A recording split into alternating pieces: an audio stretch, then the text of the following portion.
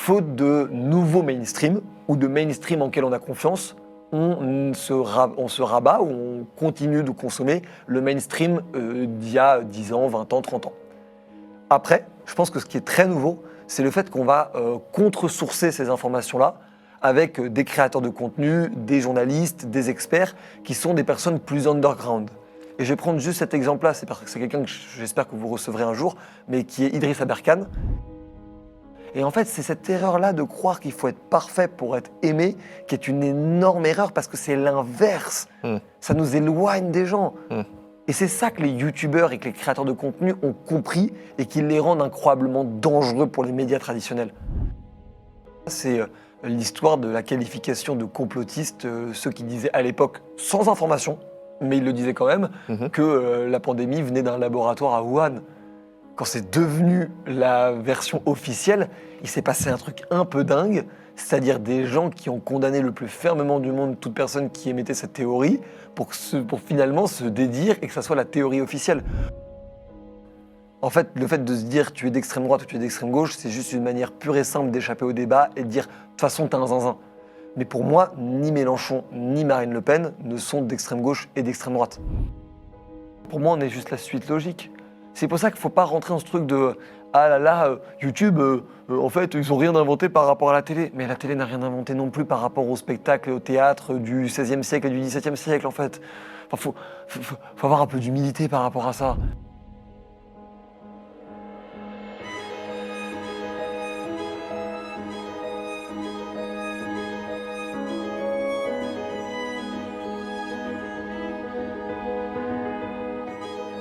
Merci d'avoir accepté notre invitation dans l'émission Le Cercle de Risque Intel Média. On est ravis de t'avoir avec nous et aujourd'hui on va discuter un peu de crise de la presse, crise de l'information, désinformation. C'est un sujet que tu connais très bien. Valérant, tu as plusieurs casquettes. Tu es un entrepreneur à succès, tu as créé notamment l'application Élise pendant la présidentielle qui permettait de définir ton candidat en fonction d'un formulaire de questions basé sur les programmes. Tu as aussi cofondé le média Le Crayon, bien connu. Et puis récemment, là, depuis la rentrée, tu es chroniqueur sur RMC. Et j'ai remarqué qu'on te présente comme un jeune entrepreneur et non comme un journaliste, alors que tu as créé un média. Alors, tu es entrepreneur ou journaliste? Qui es-tu? C'est une des grandes questions qui revient et que je trouve passionnante, justement parce que c'est une ligne de crête qui, je trouve, assez spécifique à notre génération et qui l'était beaucoup moins il y a 20-30 ans, où il y avait vraiment une distinction extrêmement claire entre le fondateur d'un média et les journalistes qui y travaillaient. Et aujourd'hui, pour des questions de moyens et aussi pour des questions d'incarnation, et on peut retrouver ça chez Hugo Décrypte, chez Gaspard G ou dans beaucoup d'autres médias, où tu as en fait cette vraie symbiose en fait entre l'entrepreneur et le journaliste. Moi, je me définis pas comme journaliste parce que j'ai pas de carte de presse, mais au-delà de tout, je pense qu'il y a une vraie importance de valoriser le métier de journaliste qui est ultra important, notamment celui de journaliste d'investigation qui est pour moi le dernier bastion intouchable du journalisme aujourd'hui, même s'il y a toujours quelques critiques, et que je me définis moi comme un entrepreneur parce que mon but, c'est de créer de la valeur, c'est de créer une entreprise, c'est de réussir à générer des profits, et juste le média est l'industrie dans laquelle je me trouve et mon domaine d'expertise, de prédilection, de passion, qui m'anime en fait au quotidien. Mais je n'aurais pas cette prétention-là. On a des journalistes dans l'équipe, on a notamment une journaliste dans l'équipe, et en fait cette personne-là a elle cette rigueur qu'on a et qui est nécessaire et qu'on essaie d'augmenter progressivement au crayon. Mais je serais très mal à l'aise de me présenter comme journaliste parce que ça serait pas ma légitimité. Après, de l'autre côté, c'est aussi un positionnement. C'est aussi un choix personnel, on va dire d'image de marque personnelle. Moi, j'ai justement envie qu'on puisse reconnecter les médias avec les entrepreneurs, notamment parce que j'ai l'impression qu'il y a un peu un désamour entre les deux. Et je pense que je rendrai pas service à personne, ni aux journalistes, ni aux entrepreneurs, en me définissant comme tel. Quand j'ai fait mes premiers passages télé, que ce soit chez Europe 1 ou chez CNews au tout début, ils me vendaient comme journaliste et fondateur du Crayon. D'accord. Et je me suis rendu compte que c'était de une, pas mon identité, de deux, pas légitime parce que j'avais pas de carte de presse, et de trois, pas du tout le message que je voulais faire passer. Le message que je voulais faire passer, c'est que on entreprend dans les médias et que nous, on ne cherche pas à être jugé en fonction d'un bout de papier qui serait la carte de presse, peu importe à quel point c'est difficile et légitime de réussir à l'avoir, mais c'est vraiment fondamentalement sur la partie création de valeur, jugement sur le contenu, sur la qualité des émissions. Et je demanderais à ce qu'on soit toujours jugé là-dessus, pas sur des titres qui sont quand même souvent accordés sur des brevets, des certificats, des labels. Et je trouve qu'à l'ère des réseaux sociaux et du digital, notamment de YouTube, qui a été un peu notre premier champ d'action, je trouve que ça a de moins en moins de pertinence. D'accord. Donc le fond avant la forme, quelque part. Ouais, D'abord le contenu, exactement. avant les labels. Non, mais c'est intéressant, tu parles de désamour entre les médias, je dirais, et les entrepreneurs, un gap que tu as envie de réduire. Il y a aussi une forme de désamour, on en parle souvent, entre les citoyens en général et les médias traditionnels. Est-ce que tu crois à l'existence d'une crise des médias traditionnels ou médias mainstream ou legacy médias, comme on dit chez les anglo-saxons? Est-ce que toi, ça te... Ouais. Moi, je suis convaincu, en revanche, je pense que la crise elle est plus globale que les médias traditionnels. Ok. Je pense qu'on dit crise des médias traditionnels parce que dans notre tête, médias égale médias traditionnels. Ok. Et en fait, la crise, elle est globale, elle est sur tous les médias. Et c'est pas des crises d'audience, en fait, parce que c'est un sujet, mais on y reviendra après. Ouais. C'est une crise vraiment de confiance. Et je pense que c'est le sujet principal, c'est vraiment la confiance qu'a une population sous toutes ses formes d'opinion, de tranches d'âge, de réalité quotidienne, et l'information et les canaux de diffusion, et d'ailleurs massifs. Parce que la réalité, c'est que le média qui fait 10 000 visites sur site internet, qu'on ait confiance ou pas en lui, de toute façon, il ne pèse pas dans la consommation de l'information dans un pays. Je crois qu'il y a 3 sujets, et il ne faut pas confondre ces sujets-là, parce que c'est 3 sujets totalement différents qui devraient amener à des solutions différentes. D'accord. Premier sujet, qui est celui qui revient le plus sur la table, mais qui, selon moi, est paradoxalement pas le plus important, c'est le financement des médias. Donc on parle énormément de 90% des médias sont détenus par des milliardaires et tout ce qui va avec tous les biais et tous les risques que ça peut comporter. C'est-à-dire un contrôle de l'information, le fait de mettre en avant des logiques, des idéologies, des psychologies médias, et derrière le fait que ça a, on va dire, par définition, une crainte sur les biais que ça peut avoir. De l'autre côté, je pense que c'est pas un si gros sujet que ça, parce que pour être énormément dans les écosystèmes de médias traditionnels... C'est ça. Est-ce que cette crainte est justifiée, selon toi? Elle est justifiée philosophiquement, complètement, parce que je suis d'accord qu'avoir des groupes de presse indépendants, c'est un vrai sujet. Je pense qu'avoir aussi peu de monde qui détiennent autant de médias, c'est de toute façon un sujet. En revanche, je pense qu'on se trompe. On pense que les milliardaires qui détiennent ces médias passent leur journée au téléphone à choisir les sujets et à faire la ligne édito des médias. Pour avoir été dans un nombre de médias incalculable, que ce soit des médias digitaux ou des médias traditionnels ou des magazines papier, j'en ai fait dizaines, voire même des centaines. Très franchement, leur agenda est bien caché si jamais ils ont un agenda. Donc, parce que vraiment, ça ne se ressent pas dans la manière dont les équipes bossent, dont les sujets sont choisis. Donc moi, je pense que le sujet là, il est philosophique, mais il touche au deuxième vrai sujet, qui est le sujet du business model. Aujourd'hui, le business model des médias, il est basé sur les annonceurs. Et 90% des médias, encore une fois, sont basés sur les annonceurs. Et ça provoque un problème fondamental qui est que l'audience devient le critère clé et le chiffre clé à poursuivre pour toutes les rédactions. Et ça provoque un vrai danger parce que ça veut dire qu'en fait, on va essayer de se battre sur tous les terrains et avec toutes les méthodes pour faire des vues, pour faire de l'audience. Et ça, pour faire du buzz, y compris du bad buzz éventuellement. Exactement. Et donc, du coup, ça mène à une logique de buzz. Et on se retrouve avec la critique qu'on entend souvent, notamment par exemple sur des TPMP, où on va aller le plus loin possible dans le choquant, le trash, le divertissement, en dépit d'une qualité d'information, d'une qualité de réflexion développée, parce qu'on est convaincu que c'est le meilleur levier pour faire des vues. Et ça, je le prends notamment dans les articles de presse web qui sont publiés Facebook, LinkedIn, mais Facebook est un excellent exemple de ça, où on va mettre des titres et des miniatures choquants à souhait pour au final un contenu extrêmement pauvre qui ne tient pas du tout la promesse du titre et de la miniature. Et ça, pour moi, tu peux trouver ça dans les émissions de télé, mais même sur les médias digitaux. Et ça, pour moi, c'est le vrai sujet, c'est parce qu'en fait, on est obsédé par la rémunération des annonceurs, parce que c'est comme ça que le média tient debout. Et donc, du coup, on va absolument tout faire pour faire la moindre vue supplémentaire qui va nous rapporter de l'argent. Et je pense que là-dessus, il y a différents business models, et c'est pour ça que je parle d'entrepreneurs plutôt que de journalistes pour moi, c'est que je pense qu'il y a différents business models à explorer pour réussir à assainir complètement ce fonctionnement-là. Et il y a quelques modèles qui existent, qui ont été prouvés, que ce soit aux États-Unis, en France ou ailleurs. Il y a le modèle d'abonnement, que Mediapart incarne bien. Il y a le modèle de valoriser ces journalistes ces journalistes et ces expertises médias pour le faire payer auprès des clients. C'est le modèle de The Economist en Angleterre. Et il y a le modèle d'avoir une plateforme ou un business propriétaire derrière son média pour réussir à ne pas dépendre directement des vues pour gagner de l'argent. C'est le modèle de Welcome to the Jungle ou du crayon. Et nous, c'est le dernier modèle qu'on a réellement choisi. Et donc ça, c'est le crainte du business model. Et la dernière crainte, c'est la crainte de la doxa. Et ça, je trouve que c'est très intéressant parce qu'en fait, c'est la politique qui a influencé la crise de confiance dans les médias. Et c'est vachement intéressant de l'analyser. Parce qu'en fait, il s'est passé qu'on est passé de droite-gauche à gauche radicale, centre et droite dure. C'est très schématique, des gens contesteront cette grille de lecture, mais on va dire qu'on est passé d'une répartition bipartite à tripartite. Ouais, exactement. Ouais.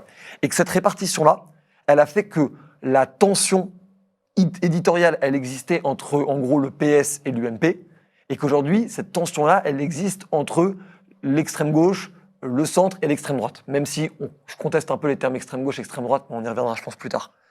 Et je pense que ce qui est vraiment intéressant là-dedans, et ce qui est vraiment fondamental de comprendre là-dedans, c'est que du coup, on passe d'une tension de la droite et la gauche peuvent avoir raison à le centre a raison et les autres sont des extrêmes.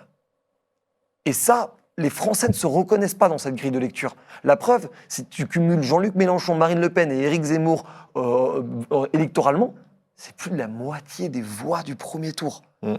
Donc évidemment que les gens ne vont pas se reconnaître dans une espèce de fondamentale doxa, on va dire, centriste. Et je ne dis pas que cette doxa centriste, elle est imposée comme un agenda.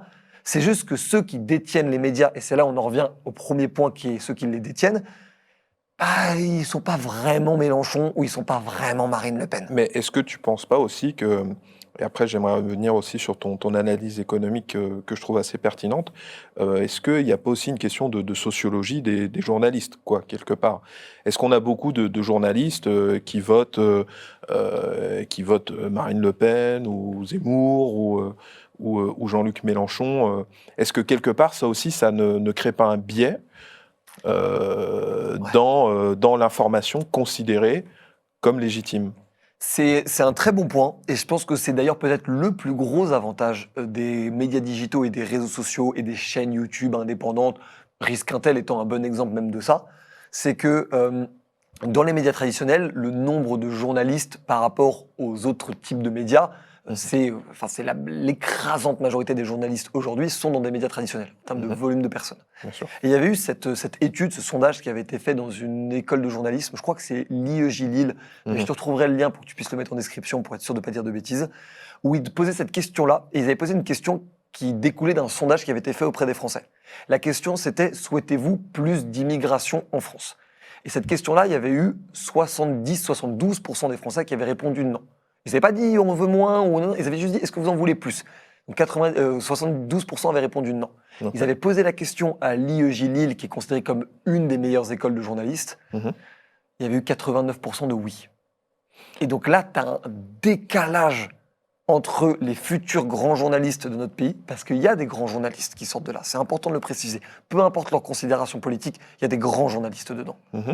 Mais il y a un décalage entre l'opinion de la population et l'opinion des journalistes. Et ça mène inévitablement à quelque chose dont on parle beaucoup trop peu, mais qui est pourtant le sujet fondamental de cette tension, c'est que les journalistes, étant leur métier de transmettre l'information, ont un biais d'expertise, de se dire « nous avons les faits, nous avons l'analyse, donc nous savons que nous avons raison sur nos opinions initiales. » Donc, sous-entendu, la population majoritaire, plébiscitaire parfois, a tort. Et ça va être deux écoles. Et ça va être chacun de choisir sa philosophie.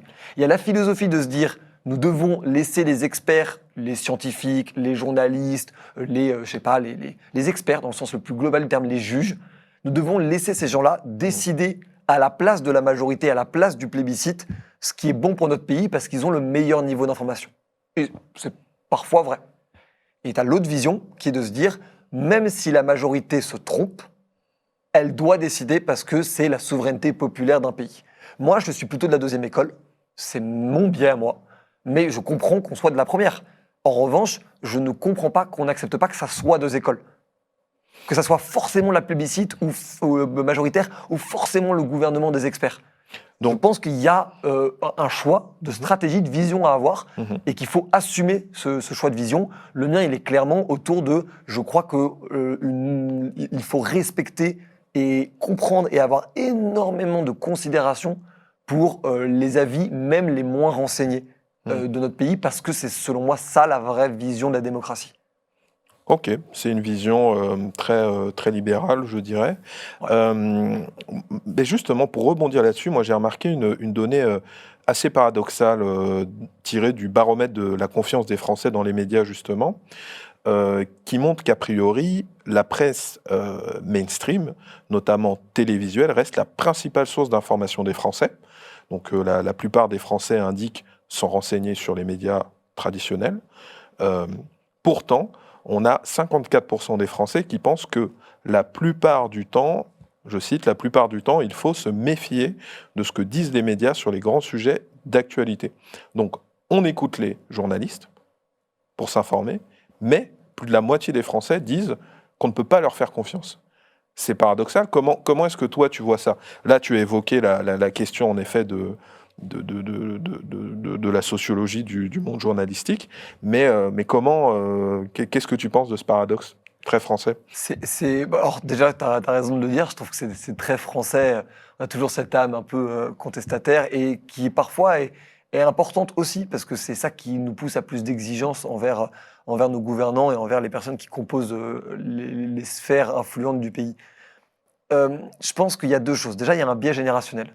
C'est-à-dire qu'en fait, si tu voulais vraiment la version la plus complète du sondage, il faudrait savoir quelle classe d'âge a répondu qu'il s'informait par les médias mainstream et quelle classe d'âge a répondu qu'il n'avait plus confiance dans les médias.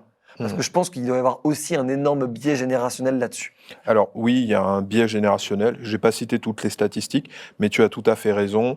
Les plus jeunes s'informent plus sur les médias sociaux, mais les médias traditionnels restent quand même dominants.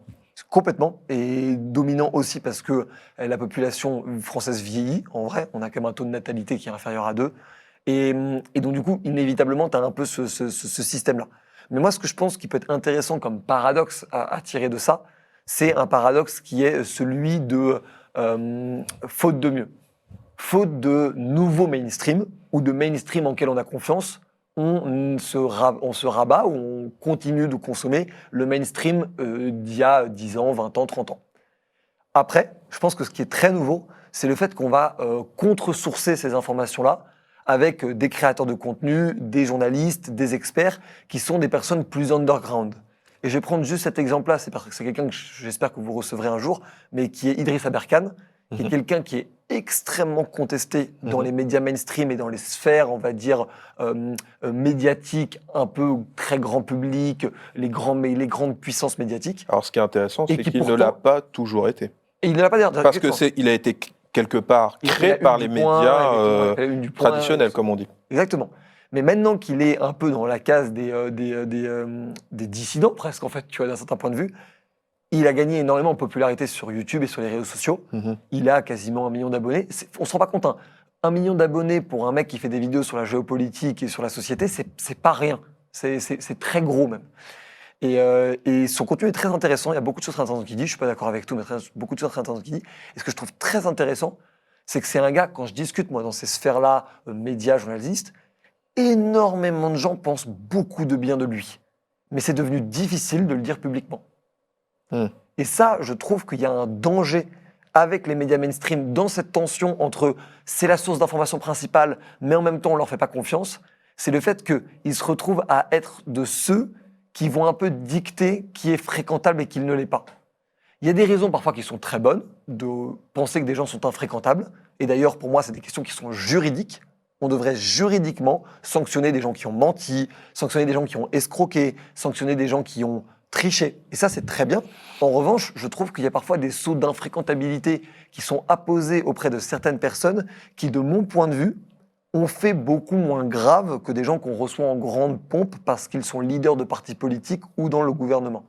Bon, et ça, ouais. Juste pour terminer sur cet exemple-là, et ça, je pense que quelqu'un qui va aller regarder, par exemple, une allocution sur la guerre en Ukraine sur TF1 avec un ministre ou le président, et qui après va aller regarder une contre-source d'information chez un Pascal Boniface un Thinkerview ou un Idriss Aberkane, ça m'apparaît aujourd'hui comme étant un peu la réalité paradoxale du sondage que tu cites. Bonjour les amis, ce message pour remercier le sponsor de la vidéo, à savoir le Risque Summit. Le Risque Summit, c'est un événement B2B dédié à l'intelligence économique et à la cybersécurité qui se tiendra le 7 mars 2024. Si vous appréciez cette vidéo ou que vous avez aimé nos entretiens avec Alain Juillet et Maître Amir Aslani sur les sanctions internationales, sachez qu'ils sont parrains du Risque Summit et intervenants s'agissant de Maître Amir Aslani. Par ailleurs, vous devriez apprécier ce cycle de conférences. Elles traiteront notamment de crise de l'information, de géopolitique et d'intelligence économique. Ces conférences seront diffusées en ligne et en live, donc pas besoin de vous déplacer. Il suffit de vous inscrire sur le lien en description de la vidéo pour y assister. Et puis évidemment, si cette vidéo vous plaît, je vous invite à vous abonner à notre chaîne, à liker, à partager, à commenter. C'est très important pour le référencement et cela nous permettra de vous proposer toujours plus de contenu qualitatif. Allez, c'est parti, on retourne à cet entretien. Oui, c'est-à-dire que les médias traditionnels donnent le là, on va dire. Exactement. Et ensuite, les Français vont se renseigner sur des sources dites alternatives. Exactement. Les médias traditionnels créent l'info, les médias alternatifs la vérifient, la commentent, retraite, la débunk, c'est le grand terme à la mode, la débunk, tu vois. Oui. Non, c'est très intéressant. En préparant l'interview, je suis tombé sur un article datant de 2005, Ouais. donc presque 20 ans, qui parlait de crise des médias déjà dans le monde diplomatique. Et déjà à l'époque, il était question d'une crise de confiance dans les médias traditionnels, notamment vis-à-vis de certains mensonges ou erreurs factuelles propagées au moment de l'épisode de la guerre en Irak notamment. Toi, tu évoquais le fait qu'en effet, juridiquement, il faudrait sanctionner ceux qui ont pu mentir ou en tout cas dire des bêtises. Est-ce que quelque part, le manque de responsabilité des grands médias quand ils disent n'importe quoi, parce que bon, ça arrive, n'est pas de nature à créer de la méfiance aussi, parce que quelqu'un comme Aberkane, tu le disais, s'il dit une bêtise, il va directement se prendre une volée de bois vert, comme quand il a parlé de Maskirovska là sur la manœuvre de Prigojine, c'était n'importe quoi, mais bon, il s'est trompé, mais il s'est pris une volée de bois vert. Mais on a l'impression que quand ce sont les médias traditionnels, là, on est un peu moins, disons qu'on est un peu plus pusillanime dans la critique. Bah, moi, là-dessus, comme tu prends cet exemple-là, c'est l'histoire de la qualification de complotistes, ceux qui disaient à l'époque, sans information, mais ils le disaient quand même, que la pandémie venait d'un laboratoire à Wuhan. Quand c'est devenu la version officielle, il s'est passé un truc un peu dingue, c'est-à-dire des gens qui ont condamné le plus fermement du monde toute personne qui émettait cette théorie pour finalement se dédire et que ça soit la théorie officielle. J'ai jamais commenté ça et moi le Covid c'est vraiment un sujet que j'ai pas du tout envie d'aller dessus. J'y connais pas grand-chose et je fais confiance aux gens qui ont l'air de s'y connaître mieux que moi, Bien sûr. toujours en me sourçant à différentes sources. Mais bref, c'était Il juste un y exemple. a eu un pivot, mais il n'y a moi- pas eu d'excuses ni de... Pour moi, c'est la transparence, en fait. C'est la transparence, c'est le mea culpa. J'ai l'impression que les médias, l'information, la création de contenu, la diffusion d'opinion est un endroit où il est impossible de revenir sur ce qu'on a dit, faire un mea culpa, dire qu'on s'est trompé et expliquer son raisonnement ou sa chaîne d'information sur le pourquoi on s'est trompé. Et ça, je trouverais que ça serait à 3 niveaux excellents. La première, c'est que ça serait une éducation formidable à la fabrique de l'information. De 2, on aurait paradoxalement encore plus confiance la prochaine fois que ce même diffuseur ou cette même personnalité parlerait de quelque chose, parce qu'on saurait qu'elle serait capable d'elle-même venir se dédire si jamais elle pensait avoir de nouvelles informations. Et de 3, ça permettrait de remettre un peu d'humilité et d'humanité au sein de tout ça. Tout le monde se gourre. Moi, le premier, j'ai accumulé les conneries dans ma vie parce que je suis un entrepreneur, donc j'ai essayé de faire plein de choses qui ont été des énormes échecs, d'autres qui ont été des succès, et que aujourd'hui, on célèbre les succès beaucoup plus que les échecs parce que les succès ont été plus bruyants que les échecs. Mais la réalité, c'est que si mes échecs avaient été plus bruyants que mes succès, on serait là aujourd'hui à commenter plutôt ça. Et donc, c'est important, je trouve vraiment, de remettre un peu d'humanité, mais pas dans le sens très inspirationnel et tout. Pas du tout dans ce sens-là, vraiment dans le sens très basique de se dire, si jamais on discutait avec un de nos potes, on n'aurait aucun mal à se dire « Putain, mais là-dessus, je me suis gouré. Mm. Ah, j'ai cru à un truc, je me suis fait avoir. » Ça arrive. Ouais, ça arrive.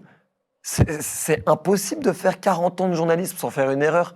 Ça n'aurait aucun sens. Qui fait 40 ans de métier sans faire une erreur? Est-ce que tu vas faire 10 ans de Risque Intel Média et louper aucune interview? Ça n'a aucun sens d'imaginer ça. En revanche, Je vais peut-être même faire une erreur pendant cette interview. Hein. Attention, peut-être une erreur. restez attentifs. Bon, pour l'instant, t'es excellent. Pour l'instant, t'es excellent. Non, mais et je le dis vraiment parce que c'est le fait d'essayer de faire genre tu n'as jamais fait d'erreur qui, pour le coup, ça va te rendre, on va être méfiant envers toi. Et je pense qu'il y a énormément ça dans les médias mainstream. Il y a énormément ce raisonnement de c'est très difficile. Ils ont peur de se dédire. Ils ont peur de rétro-pédaler, de dire mea culpa, on s'est gouré. Voici comment et pourquoi on s'est gouré, et voici comment et pourquoi on essaiera de le limiter et que ça ne se repasse plus. Ouais, donc toi, tu penses que finalement, C'est ça qui crée la confiance. il y a une peur dans le milieu journalistique d'admettre l'erreur, mais peut-être que ça vient, c'est pour ça que je parlais de cet article de 2005, ça fait un moment qu'il y a cette crise de confiance qui est, en l'occurrence, Le Monde diplomatique, c'est un média reconnu, avec une ligne de gauche, mais ça fait un moment qu'on en parle. Il y a des grosses enquêtes et des grosses analyses ultra qualitatives dessus. Ah mais bien sûr, c'est un journal de référence. Mais finalement, toi, ce que tu dis, c'est il faudrait mieux, peut-être que les médias traditionnels apprennent à faire un mea culpa, quoi. Mais oui, mais regarde les youtubeurs. Je veux dire, il y a littéralement un Américain, pour ceux qui ne le connaissent pas, qui s'appelle Logan Paul. Logan Paul a fait un bad buzz dont énormément de stars et de célébrités ne se seraient jamais remis. Ouais. Il s'est filmé dans une forêt de la mort au Japon. Pour ceux qui ne sachent pas, c'est des forêts où des gens vont se suicider. C'est un truc culturel là-bas. Je ne connais pas très bien, donc je ne commenterai pas ça. Et derrière, il a été extrêmement gênant et presque moqueur d'un truc qui est incroyablement triste et dur, surtout pour des gens qui ont vécu des suicides dans leur famille ou autre. Donc c'est un bad buzz monstrueux. Ouais. Aujourd'hui, il est au sommet de sa gloire et de sa puissance et il ne s'est jamais caché de cette erreur-là. Il s'est caché de d'autres erreurs. Donc on ne va pas les commenter celle-ci, mais sur cette erreur-là, qui a été peut-être la plus grosse qu'il ait faite dans sa carrière, il ne s'est pas caché de ça. Et ça l'a renforcé. Et les gens devraient regarder les youtubeurs, les McFly et Carlito qui se sont gourés sur le son TikTok Girl. Ils se sont fermés à culpa. Désolé, on a déconné, on ne s'est pas rendu compte, on a fait une erreur. Est-ce que les gens les détestent pour autant? Non. Et en fait, c'est cette erreur-là de croire qu'il faut être parfait pour être aimé qui est une énorme erreur parce que c'est l'inverse. Ça nous éloigne des gens. Et c'est ça que les youtubeurs et que les créateurs de contenu ont compris et qui les rendent incroyablement dangereux pour les médias traditionnels.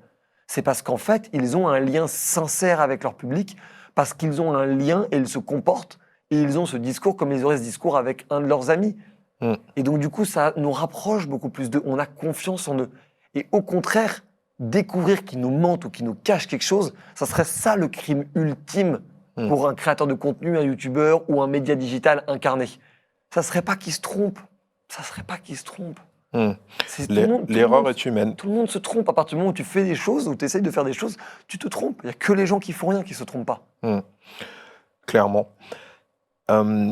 Est-ce que le Crayon reçoit les mêmes critiques, dont on vient de parler d'ailleurs, que les médias traditionnels? Ou est-ce que le fait finalement d'être un jeune média sur YouTube vous protège de ça? Non, je pense qu'il y a une partie qui nous protège. Le fait d'être plus jeune, d'être moins prétentieux sur la ligne. On ne cherche pas à être l'alpha et l'oméga de tout ce que tu dois savoir dans le monde. On cherche à apposer des sujets longs, des sujets profonds, des sujets qui étaient vrais, enfin qui étaient pertinents il y a 5 ans, qui seront pertinents dans 5 ans, et d'essayer d'émettre 1, 2, 3, 4 avis, points de vue différents sur ce même sujet, de manière contradictoire, et si possible, avec bienveillance, avec humour, avec panache, presque, j'ai envie de dire. Donc du coup, je pense que là-dessus, on se protège de pas mal de critiques, de tous pourris qu'ont les médias. Aussi parce que nos invités, on ne peut pas dire tous pourris avec les invités du Crayon. Il y a tellement toute la société civile, tous les types et profils de personnes, de l'actrice porno au prêtre, en passant par le youtubeur, par l'expert, par le scientifique, par le philosophe, par l'écrivain, par le journaliste, par le politique. Si tu dis tous pourris, en fait, c'est juste la société dans son entièreté qui disparaît. Donc ça, on se protège par rapport aux médias mainstream, où l'ouverture de la programmation est beaucoup plus faible. En revanche, on se prend un type de critique que se prennent pas les médias traditionnels, qui est le procès d'intention. Beaucoup de gens nous font des procès d'intention. Ah oui, mais vous invitez telle personne parce que vous êtes de gauche. Ah oui, mais vous invitez telle personne parce que vous êtes de droite. On a eu dans la même semaine, moi en vrai pour le coup, ça nous a fait mourir de rire, mais on a reçu dans la même semaine un média qui nous traitait de wokiste, qui faisait tout un article pour dire le Crayon, ce média de wokiste. Premier degré, hein, ce média de wokiste. D'accord, intéressant. Et dans la même semaine, on avait eu un thread Twitter d'une chaîne YouTube en disant on en parle du Crayon, ce média d'extrême droite. Donc du coup, j'ai envoyé au mec qui avait fait ce thread Twitter, j'ai envoyé l'article et j'étais en mode discutez, mettez-vous d'accord. Ouais, non, c'est assez paradoxal et c'est vrai que... Chacun y voit en fait, chacun y voit le miroir de sa propre idéologie, en fait. C'est d'ailleurs ça qui est, je trouve, passionnant aussi. Non, mais c'est très intéressant. Moi, j'ai beaucoup vu comme critique, notamment dans le monde médiatique, qu'on adresse au Crayon, qui est de dire oui, mais vous permettez à une parole d'extrême droite de s'exprimer, tout simplement.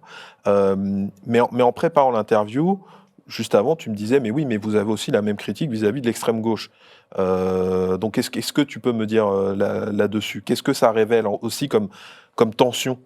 Ça révèle que pour beaucoup de gens en France, c'est horrible que d'être politiquement affilié à l'extrême droite ou à l'extrême gauche. L'extrême droite quand t'es de gauche, l'extrême gauche quand t'es de droite.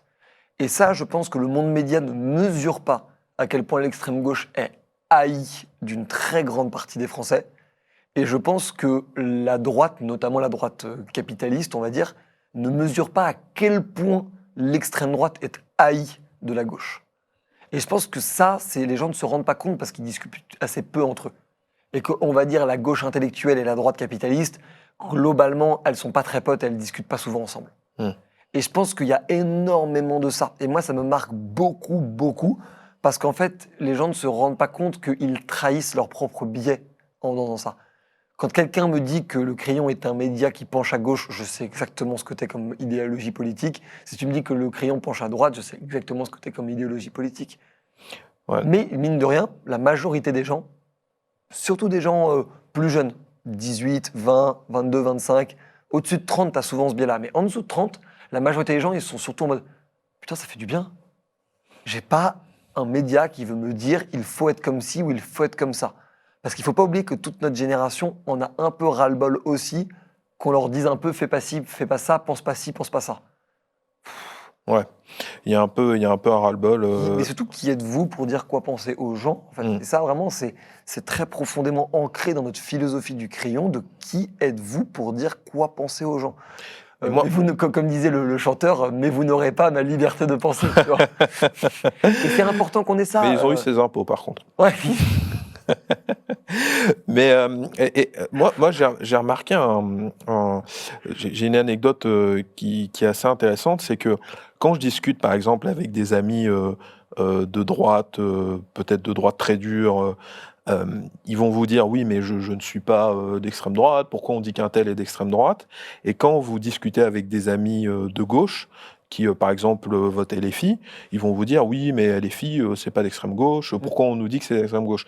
Donc c'est assez drôle, c'est que on a l'impression. C'est le miroir de l'un et l'autre. Bah, c'est ça. C'est fou comme truc. C'est qu'on a l'impression que comment on fait pour discuter si on n'est même pas capable de s'entendre sur les catégories en fait dans lesquelles on est. Et surtout, quelle utilité de ces catégories-là, si n'est le discrédit par catégorie? En fait, le fait de se dire tu es d'extrême droite ou tu es d'extrême gauche, c'est juste une manière pure et simple d'échapper au débat et de dire de toute façon, t'es un zinzin. Mais pour moi, ni Mélenchon ni Marine Le Pen ne sont d'extrême gauche et d'extrême droite. Aucun des deux. Et Okay. je pense qu'on aurait très, très, très peu envie d'avoir des représentants politiques aussi puissants qui soient réellement d'extrême droite et réellement d'extrême gauche. Et pour avoir rencontré dans mes différents voyages et mes différentes amitiés et tout, pour avoir rencontré des gens qui vivent ou ont vécu dans des pays où l'extrême gauche et l'extrême droite, la vraie, est au pouvoir, c'est vachement moins marrant que Mélenchon et Le Pen. C'est vachement moins marrant que Mélenchon et Le Pen. Et je trouve que c'est parfois aussi un peu dangereux de créer une équivalence entre des gens qui ont des régimes autoritaires dictatoriaux et des gens qui ont des idées radicales au sein d'un état de droit, d'une démocratie et d'un jeu, on va dire, de la Ve République constitutionnelle, que, en fait, réellement, aucun des deux ne conteste vraiment. Fondamentalement. Mélenchon, il a beau dire la République, c'est moi, et Marine Le Pen, elle a beau dire l'Europe décide à notre place, il faut pas ça. Aucun des deux ne veulent dissoudre l'Assemblée, aucun des deux ne veulent prendre le pouvoir par la force, aucun des deux n'en appelle aux militaires ou à la police ou aux milices privées pour...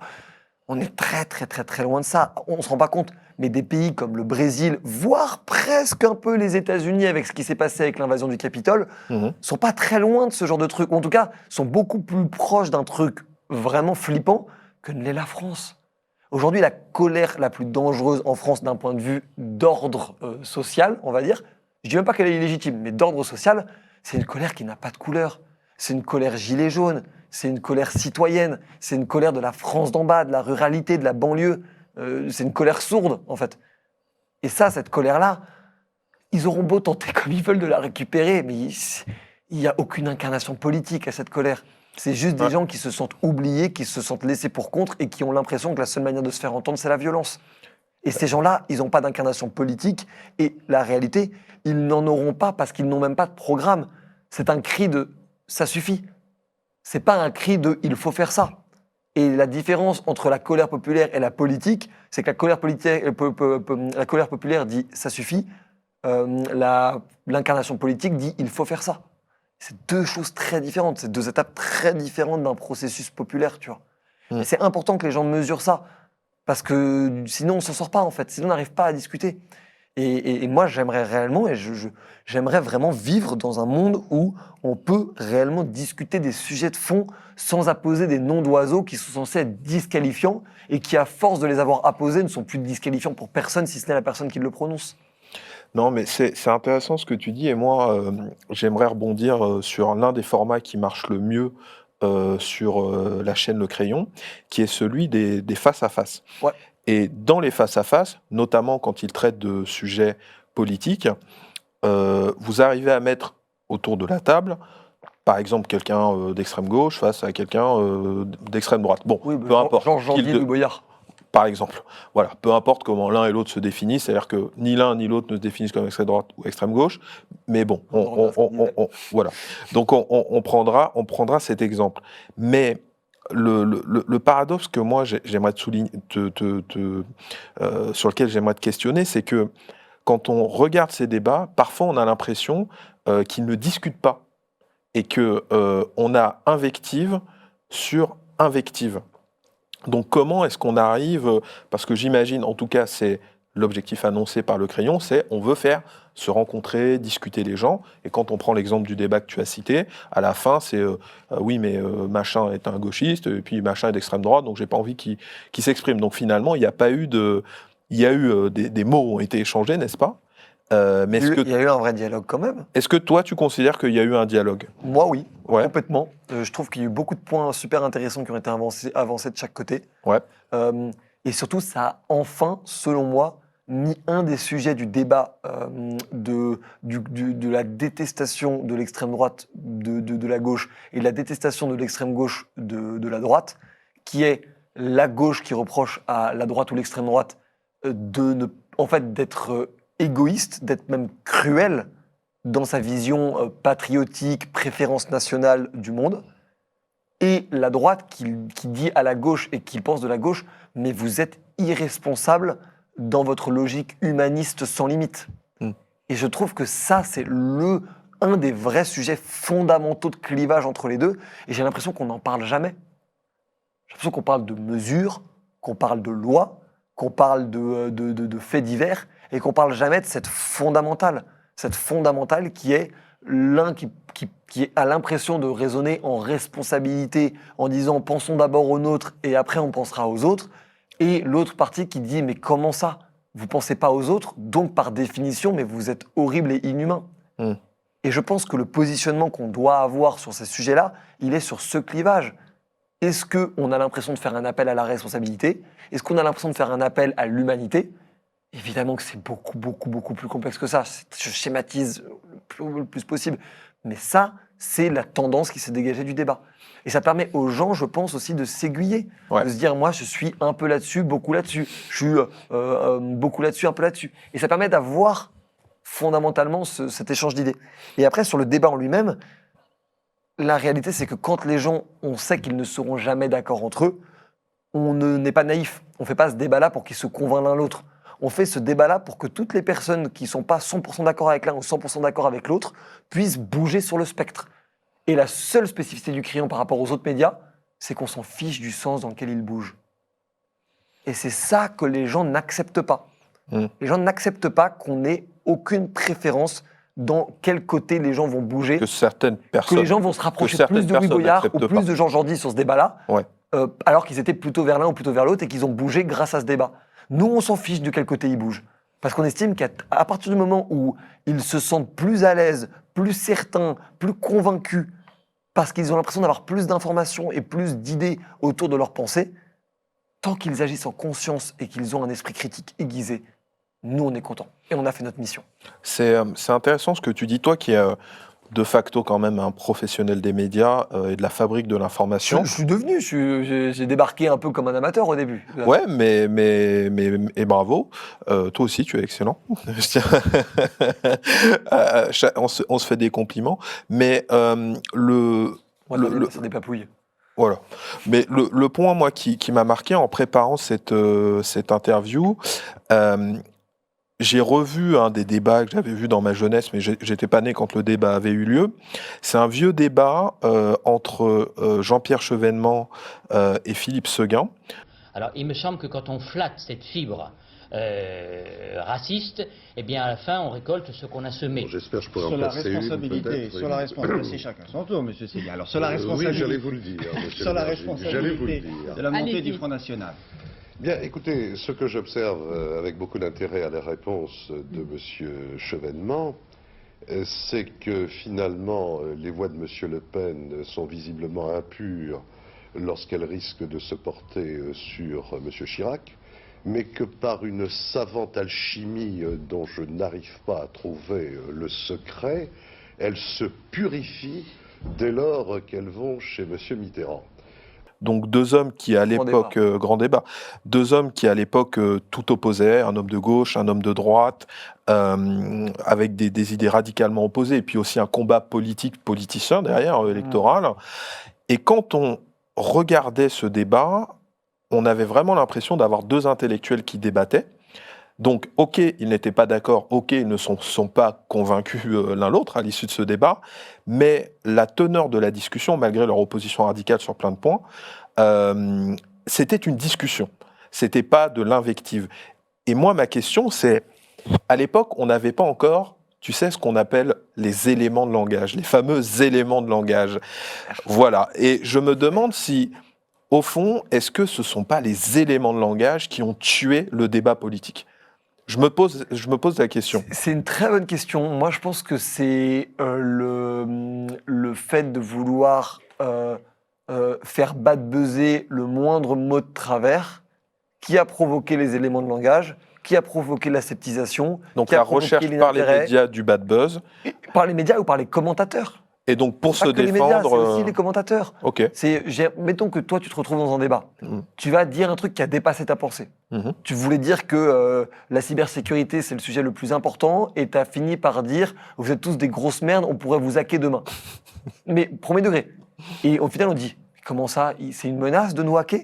Et on crée une espèce d'énorme chou-fleur médiatique de bad buzz en disant risque un tel média, ils veulent hacker tout le monde pour montrer à quel point on est nul en cybersécurité et tout ce qui va avec. Et tu te retrouves, toi, derrière, à te dire, mais attendez, je ne peux pas m'en trouver avec des problèmes comme ça à chaque fois que je donne mon avis. Donc, on va préparer des éléments de langage. Et c'est là où on est mené. Et toi, c'est un objectif commercial, business, média, global, intellectuel. Donc, comme tu parles pour toi-même, ça va. Mais quand tu te retrouves à être dans un parti politique, à être dans un camp politique, tu mets y compris les autres dans la merde, parce qu'après, les autres vont se faire interroger sur la supposée connerie que toi t'as dite. Ouais. Donc je pense que les éléments de langage sont, on va dire, une conclusion d'une manière de faire du média qui a été toujours pour pousser le petit commentaire, la petite phrase. En fait, on va essayer d'épingler à chaque fois que tu as dit quelque chose qui dépassait ta pensée ou d'un peu trop radical, on va essayer de te le faire payer. Un peu. C'est un peu systémique, quoi. Exactement. Et après, derrière, pour prendre l'exemple de Philippe Seguin et Jean-Pierre Chevènement, qui est un excellent débat, hein, je recommande aux gens d'aller le voir, c'est vraiment super, il y a quand même une petite spécificité qui fait que le crayon peut avoir plus de mal à avoir des débats de cette tenue, on va dire, humaine, c'est que Philippe Seguin et Jean-Pierre Chevènement sont des gens formés dans les grandes écoles, qui ont 20, 30 ans de politique derrière eux. C'est les mêmes, ils n'ont juste pas les mêmes idées, mais c'est les mêmes gars. Tu sais ce que je veux dire ? Si tu me permets de faire un peu du truc, j'aime pas raisonner comme ça, mais ils auraient pu être camarades de classe. c'est des mecs blancs de 50 ans, hétéros, qui sortent de grandes écoles et qui sont à la tête de partis politiques. Mais aujourd'hui, on a des face-à-face entre ce type de personnes et malheureusement... Oui, mais c'est pas ce que fait le crayon. C'est pour ça que je dis ça. Oui, bien sûr. Et nous, le crayon, Oui, on essaie vrai. le plus possible C'est d'avoir la vraie société civile, en plus de la société politique, intellectuelle, d'influence, journalistique. On essaie d'avoir tous ces gens-là autour de la table. Et crois-moi que mettre des gens qui sont humainement pas les mêmes pour débattre, c'est une autre paire de manches. Ouais, quand on n'a pas une culture commune, un parcours commun... Exactement. Quand tu mets un prêtre et une actrice porno, ils viennent pas du même Et endroit. encore, le débat était de meilleure tenue que celui avec Louis Boyard et Georges Orny. Exactement. Et quand tu mets... Ce qui est paradoxal. Mais bon. Quand tu mets, pour prendre cet autre exemple, quand tu mets le policier Bruno Attal face au journaliste militant Chahine Azami, donc littéralement le policier plutôt de droite avec le journaliste militant de banlieue plutôt de gauche, c'est pas seulement qu'ils sont pas d'accord, c'est qu'ils viennent d'horizons et d'univers tellement différents qu'il y a déjà une étape où il faut réussir à leur faire parler la même langue. Et c'est toute la mission du crayon. Je m'en serais tellement voulu qu'on crée un média en fait d'élite politique et intellectuelle qui sont là pour mener leurs petits débats entre eux pendant que le peuple est en mode oui mais en fait nous on s'en fout de ça. Tu vois ce que je veux dire? Intéressant. Alors j'ai une question à choix multiple pour toi liée à la désinformation. Alors, les réseaux sociaux, pour toi, c'est une menace pour la démocratie, un concurrent gênant des médias traditionnels, ni l'un ni l'autre, un peu des deux. Complètement des deux. Et la cinquième option, Obi-Wan Kenobi. Obi-Wan pour ceux Kenobi. qui ont la Obi-Wan référence. Kenobi. Complètement les deux. Complètement les deux, avec deux spécificités importantes. La première, c'est que les réseaux sociaux sont un outil. Donc en fait, c'est plutôt une amplification des propres travers de la société. Donc si ta société est en très bonne santé, tes réseaux sociaux, c'est génial. Si ta société est en mauvaise santé, tes réseaux sociaux, c'est un danger. Donc moi, je ne crois pas à la lutte contre l'effet des réseaux sociaux par le fait de censurer les réseaux sociaux. Là, on se rapproche de la Chine et moi, ça me plaît moyen. Qu'on le fasse pour des mineurs, c'est un autre débat. Mineurs, on peut vraiment en discuter. Mais pour des majeurs, les gens sont majeurs et vaccinés, c'est à eux d'être grands sur les réseaux sociaux. Pour moi, là-dessus, tu as deux sujets. Donc le premier sujet, c'est la menace pour les médias traditionnels. Pour moi, c'est une menace pour les médias traditionnels parce qu'eux ne voient pas les réseaux sociaux comme une opportunité. Ils pourraient très bien voir les réseaux sociaux comme une opportunité.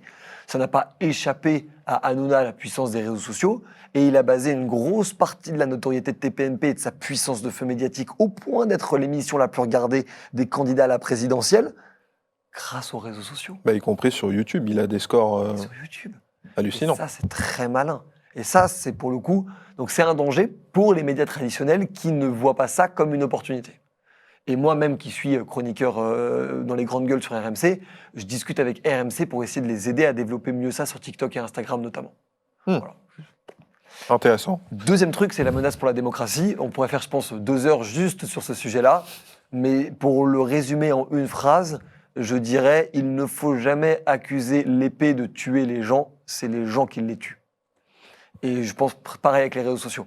Il ne faut pas accuser les réseaux sociaux de rendre les gens méchants, c'est les gens méchants à qui on donne une arme. Donc on peut réduire le port d'armes, en se disant moins il y a d'armes, moins il y a de meurtres. On peut aussi faire en sorte de créer une société suffisamment prospère et saine, et avec pas mal de leviers pour désinciter les gens à le faire, pour permettre de rendre les réseaux sociaux plus sains. Est-ce qu'on pourrait rendre les réseaux sociaux hors de l'anonymat ? Je pense que c'est quelque chose qu'on peut y réfléchir. Je suis contre le fait que tous les réseaux sociaux oblige à mettre sa carte d'identité et son identité personnelle. En revanche, le fait que quelques réseaux sociaux le fassent, c'est un terrain d'expérimentation intéressant. Et après, dans un deuxième temps, je dirais même qu'il faut taper au portefeuille sur ces trucs-là. Si jamais tu es prouvé comme cyberharceleur d'une personne sur les réseaux sociaux, par exemple, et que du coup on arrive à trouver ton adresse IP et que du coup on arrive à te condamner là-dessus, au-delà de mettre des trucs pénaux, des trucs pénals qui vont mettre une belle grosse amende bien sévère, bien salée, ça te passe l'envie d'aller faire chier les gens sur les réseaux sociaux. Non, mais c'est... C'est un peu la méthode suisse, hein, d'ailleurs. La méthode suisse, à chaque fois qu'il y a un problème qui est trop compliqué à décortiquer pénalement, on fout des amendes de 10 000 balles, terminé. Tout le monde ferme sa gueule. Hein. Vraiment, c'est rapide comme truc. Non, mais c'est un point de vue intéressant. Alors, je prends juste pour cet exemple-là, Ouais. notamment les excès de vitesse. En Suisse, tu conduis bourré, retrait de permis, 10 000 balles d'amende. Ça te passe l'envie de conduire quand t'as bu. Ça pose la question, cela dit, de l'anonymat que tu as évoqué. Parce que pour mettre une amende, il faut lever l'anonymat. Oui, mais ça, normalement, les réseaux sociaux, avec la loi Avia notamment, sont obligés de Et coopérer. la nouvelle loi SREN qui va permettre notamment de lutter Et contre je suis sûr que si jamais le cyberharcèlement. si on demande au réseau de risque Intel Média de trouver l'adresse IP d'un cyberharceleur sur Twitter, je pense qu'il faut quoi, 24-48 heures pour la trouver? Potentiellement. On n'est pas très présent sur Twitter, mais Oui. Avec tout le réseau d'hackers et de cybersécurité que vous avez, quand on veut trouver, on trouve. quand on veut C'est ça la vérité. Est-ce que YouTube n'est pas en train de remplacer la presse d'opinion? Je te pose la question puisque finalement, j'ai un peu le sentiment que les formats qui marchent le mieux sur YouTube, ce sont des gens qui donnent leur avis sur des sujets. Donc est-ce que quelque part, ce ne sont pas eux les nouveaux éditorialistes, quoi? ce qui marche le mieux dans nos boucles d'algorithmes. Ouais. Je sais pas si tu as Ah oui, un pardon, petit frère, pardonne-moi, une petite sœur, un petit cousin, une petite cousine. Je parle de la sphère informationnelle, Ouais, médiatique. oui, mais mais en d'accord, effet, mais je parle pas du YouTube en général, sinon c'est MrBeast, quoi. Mais Ouais, mais même au-delà de MrBeast, tout ça c'est américain. Je prendrais même l'exemple du français, c'est Inoxtag, c'est Michou, c'est Amixem. Bien sûr. C'est des concepts. bien sûr. Des concepts de divertissement, donc un peu télé d'ailleurs au passage. Ouais. Est-ce qu'en gros l'opinion remplace un peu le côté média, fact-checking, ce que tu veux? Ouais, sûr que oui. Sûr que oui, parce qu'en fait, ça donne une respiration. Moi, je suis d'ailleurs étonné que la télévision n'ait pas récupéré beaucoup plus de, justement, éditorialistes YouTube sur leur chaîne de télévision. Des Usul, des Tatiana Ventose, des Idrissa Berkane, des Georges Jordi, tout ce que tu veux. Je suis étonné qu'ils ne se soient pas saisis. Parce que si jamais ces gens-là, sur leur chaîne perso, ils font déjà entre 200 000 et 500 000 vues par vidéo, c'est probablement qu'à la télé, ça devrait plutôt avoir un bon résultat. Je veux dire, Usul, il a mis quasiment 10 ans de contenu avant d'être invité dans des télés comme c'est ce soir. Usul, c'est un mec, il fait des centaines de milliers de vues toutes les semaines sur son opinion depuis des années. Et ce qu'il dit est super intéressant et pertinent.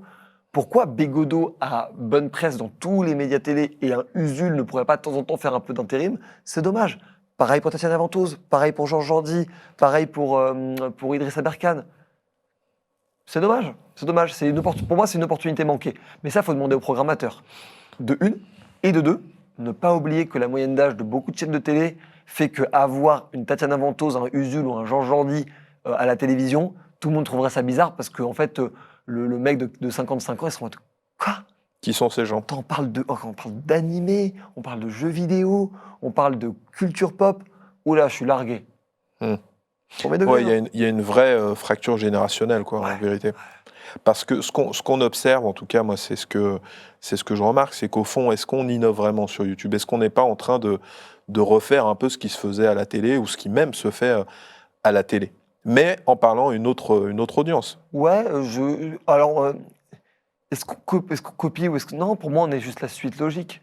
C'est pour ça qu'il ne faut pas rentrer dans ce truc de ah là là, YouTube, en fait, ils n'ont rien inventé par rapport à la télé. Mais la télé n'a rien inventé non plus par rapport au spectacle et au théâtre du XVIe siècle et du XVIIe siècle, en fait. Enfin, faut avoir un peu d'humilité par rapport à ça. La télé, en fait, tu innoves par rapport, éditorialement par rapport aux moyens technologiques que tu as à ta disposition. Et c'est juste que le gap entre la télé et la presse papier est plus gros qu'entre les réseaux sociaux et la télé. Donc l'innovation est plus grande. Mais la télé ne peut pas revendiquer, par leurs cerveaux brillants et géniaux, l'invention de A à Z du contenu. C'est pas vrai. C'est pas vrai, il faut avoir un peu d'humilité par rapport à ça. Dans la Grèce athénienne, dans la Grèce athénienne, il y avait des mecs qui lâchaient des immenses discours devant des foules pour essayer de les convaincre. Et après, on fout en balance des TEDx. C'est quoi? C'est TEDx qui ont tout inventé. Mais la Grèce athénienne le faisait, le truc. Ils n'ont rien inventé, le TEDx. Bien Ils sûr. ont juste créé la nouvelle version actuelle.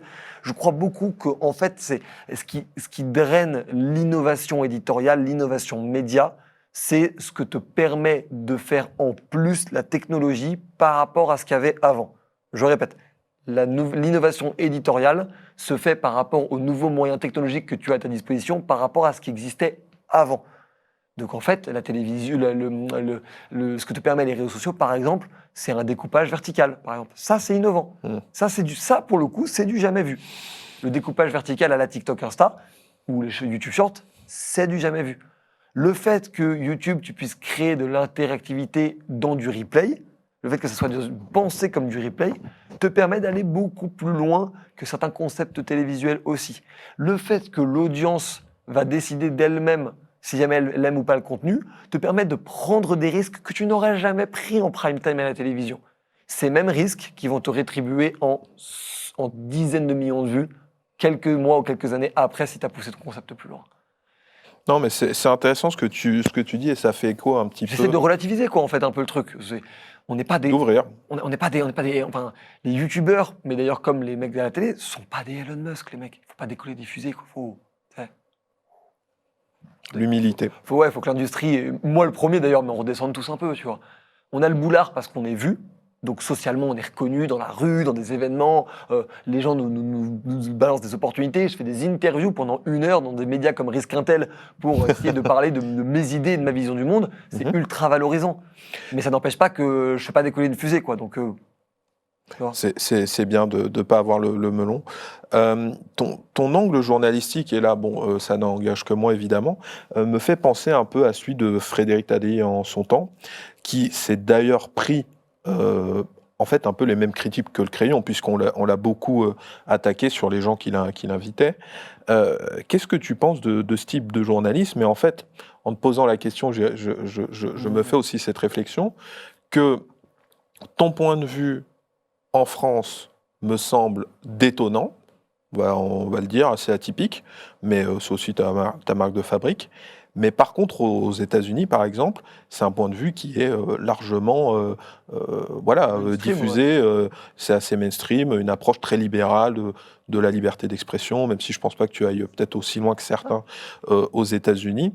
Donc, qu'est-ce que tu penses, toi, de ce type de journalisme, de cette vision-là du pluralisme? J'essaie de le faire dans l'ordre de la réflexion qu'on s'est faite. Parce que là, pour le coup, c'est pas juste mon avis, c'est l'avis même de nos 4 fondateurs. Donc, en plus de moi, il y a Bien sûr. Sixtine, Jules et Antonin. Oui. Et c'est important pour le coup de les inclure dans cette réflexion-là. Bien sûr.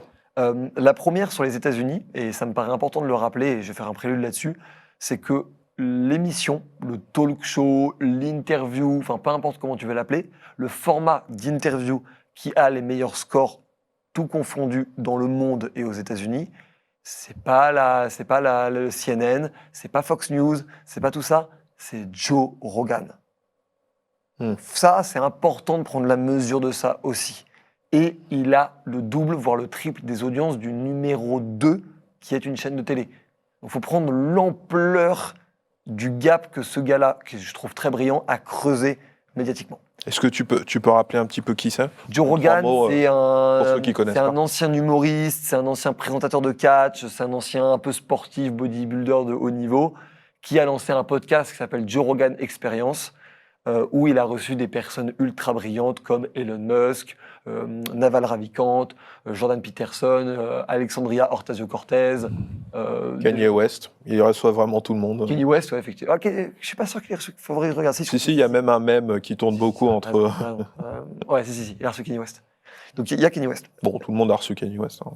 Peut-être moins en ce voilà. moment. Donc ça, c'est le prélude. Donc le prélude, c'est de dire que cette philosophie-là, elle est gagnante d'un point de vue des audiences, et y compris de l'affection du public. Alors j'y allais philosophiquement.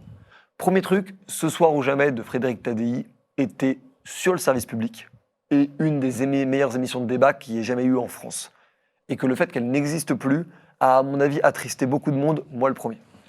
Deuxième chose, Je pense que Internet est l'endroit où on doit pouvoir aller au bout de son idée sans justement avoir de problèmes de format télé, de ligne éditoriale, de risque de premium, ce que tu veux, donc d'aller au bout de sa logique. Et nous, le bout de notre logique, c'était on est convaincu que si de la manière la plus posée et calme possible, on réussit à faire des débats entre gens radicalement pas d'accord et radicalement différents, on va réussir à faire émerger des idées et de l'intelligence. Et le troisième truc, c'est quelle est notre limite, du coup, parce qu'en fait, c'est un peu ça la question Ouais. sous-jacente. Quelle est votre fenêtre d'Overton? Quelle est notre fenêtre d'Overton? Bah, en fait, comme Tadei, c'est d'ailleurs lui qui nous l'a expliqué, raconté, notre fenêtre d'Overton, c'est ce que dit la loi et la justice et le ministère de l'Intérieur, c'est-à-dire tous les gens... La loi. Ouais, la loi. Et pas la loi dans le sens de le mec a été condamné pour, je sais pas, on va dire braquage de banque et du coup on peut pas faire une interview de lui ou on peut pas interviewer un Marco Mouli. On risque pas de le faire, mais je ne sentais pas de le faire. Des gens qui ont été condamnés réellement, qui ont fait de la prison, ou qui sont empêchés de médias. Et là, pour le coup, on ne sera pas le média qui va dire bah, il est empêché de médias partout, mais nous, on sera les seuls à le faire. Ça, je pense qu'on n'ira pas.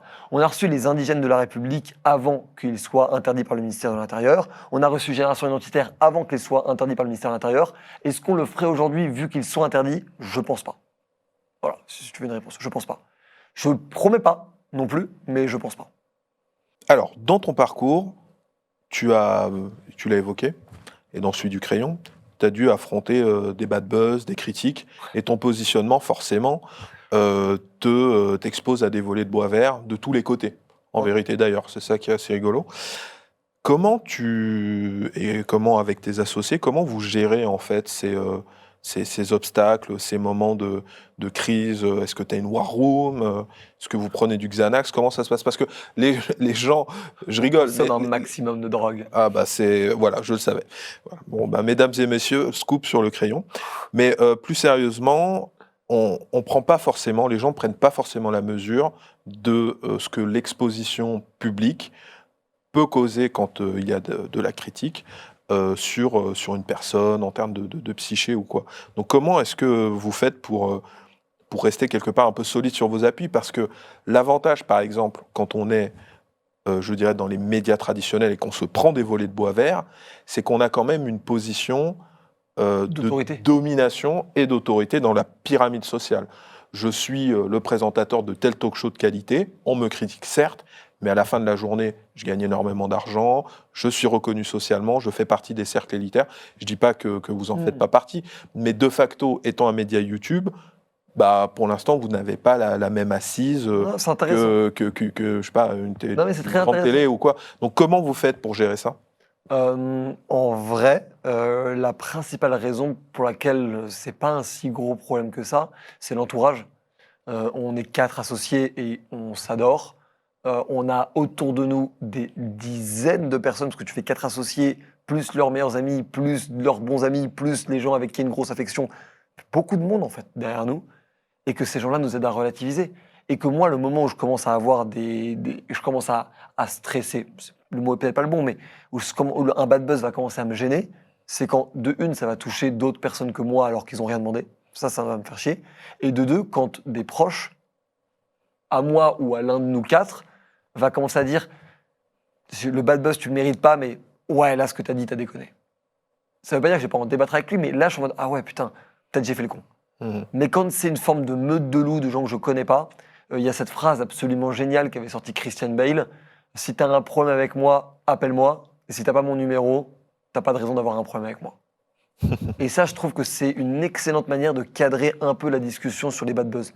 Et après, est-ce qu'il y a des risques médiatiques, des risques business, des risques de réputation, tout ce que tu veux?